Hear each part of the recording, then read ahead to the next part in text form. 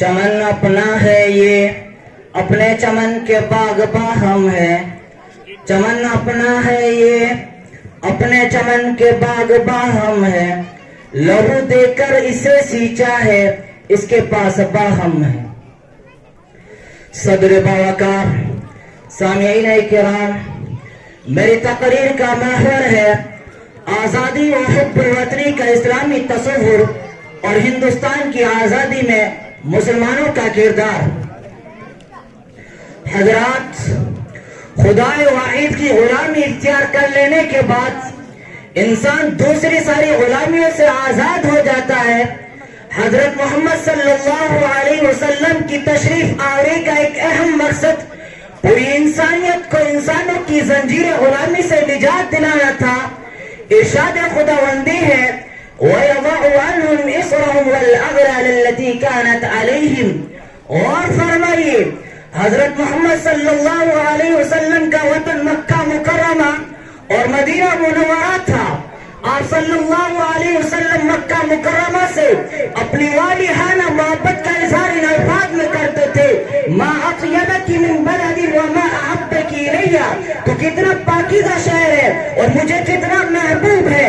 اپنے وطن سے محبت کی تعلیم دینے والے پیغمبر حضرت محمد صلی اللہ علیہ وسلم اپنے وطن مدینہ منورہ کے لیے اپنے پروردگار سے اس انداز میں دعا مانگتے تھے: اللہم حبب الینا المدینہ کحبنا مکہ واشد. اے اللہ، جس طرح ہمیں مکہ سے محبت ہے ویسے ہی بلکہ اس سے زیادہ مدینہ کی محبت ہمارے دل میں ڈال دے. یہی نہیں بلکہ حضرت محمد صلی اللہ علیہ وسلم کا اپنے وطن کی ہر چیز محبوب تھی، یہاں تک کہ اپنے وطن کے پہاڑ سے بھی محبت کا اظہار فرماتے تھے. کہتے تھے ھذا جبل یحبنا ونحب. یہ پہاڑ ہم سے محبت کرتا ہے اور ہم اس سے محبت کرتے ہیں. ذرا تصور کیجئے، جس نبی کو اپنے وطن کے پہاڑ سے بھی اتنی محبت ہو، اس نبی کے امتی حب الوطنی سے کیسے عاری و خالی ہو سکتے ہیں؟ ہمارے ملک ہندوستان میں تمام اہل وطن کی ترجمانی کرتے ہوئے مفکر اسلام علی میاں ندوی علیہ الرحمہ نے کہا تھا کہ حب الوطنی یہ ہے کہ ہمیں اپنے ملک کے کانٹے سے بھی محبت ہو. تاریخ کے خوشہ چینوں، ہندوستان کی تاریخ گواہ ہے کہ اپنے وطن سے مسلمانوں نے ہمیشہ نہ صرف یہ کہ جذباتی محبت کا اظہار کیا ہے بلکہ انگریزوں کے تسلط سے اس کو آزاد کرانے میں پیش رہے ہیں.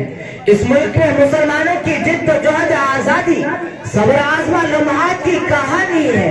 جس کو پھیلائے تو آزاد ہندوستان، سمیٹے تو کتب خانے، پڑھے تو نوشتے، لکھے تو صحیفے، بکھیرے تو دارالحسن کے افسانے اور دل میں اترے تو آزادی کے ترانے بنتے ہیں. اور ہم فخر سے کہنے لگتے ہیں کہ سارے جہاں سے اچھا ہندوستاں ہمارا، سارے جہاں سے اچھا ہندوستاں ہمارا، ہم بلبلیں ہیں اس کی یہ گلستاں ہمارا. مادر وطن کی جگر پاؤ، اس ملک کی آزادی کے لیے جن مجاہدوں نے گولیاں کھائی، جیل کی صحبتیں برداشت کی، مسکراتے ہوئے پھانسی کا پھندا گلے میں ڈالا، ان مجاہدین آزادی میں ہندو مسلم سب شریک تھے. اگر ہندو کی کوشش کا وطن کے رخ پہ غازہ ہے، اگر ہندو کی کوشش کا وطن کے رخ پہ غازہ ہے، مسلمان کے لہو سے بھی وطن کا باغ تازہ ہے.